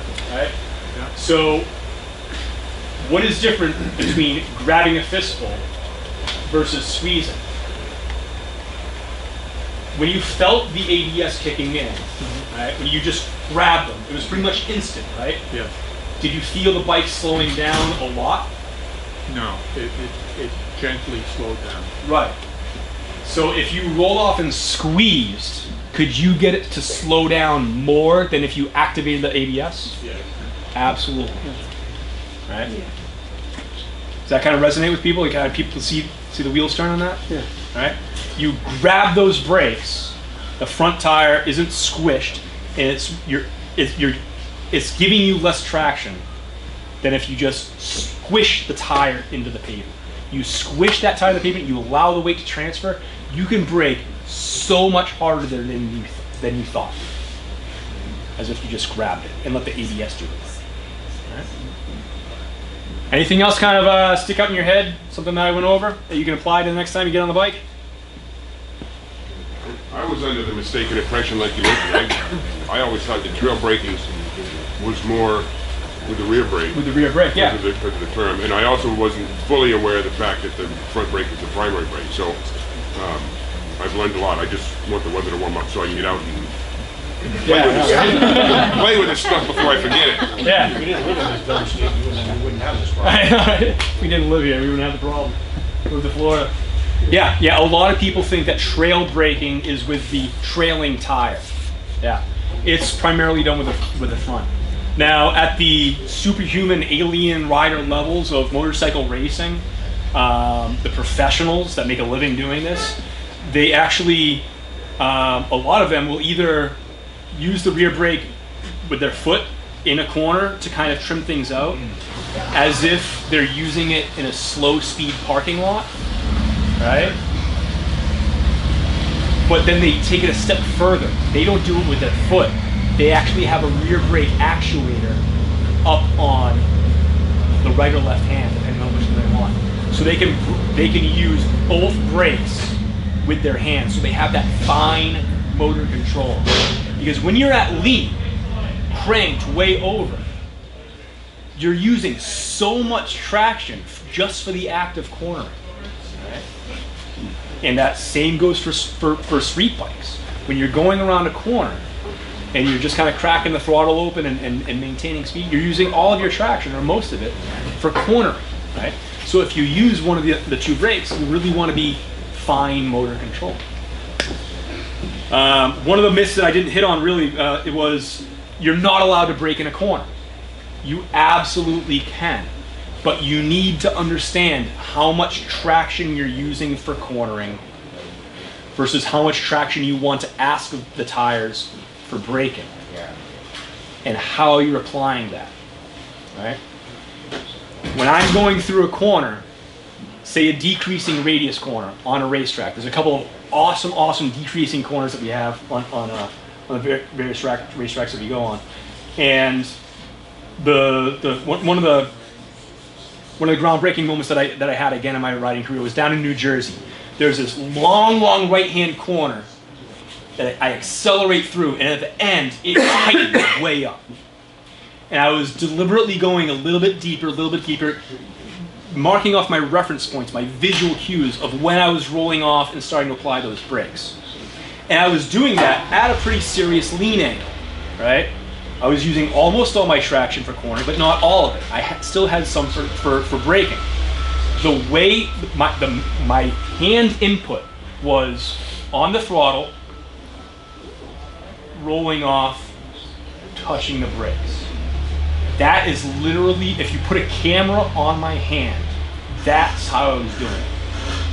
Rolling off just a little bit, and as I get to about 2% throttle, just barely touching that lever, just enough to get the rotors, the pads to touch the rotors. And then let that weight transfer and feel the bars, keeping the arms loose to feel what that front tire is doing.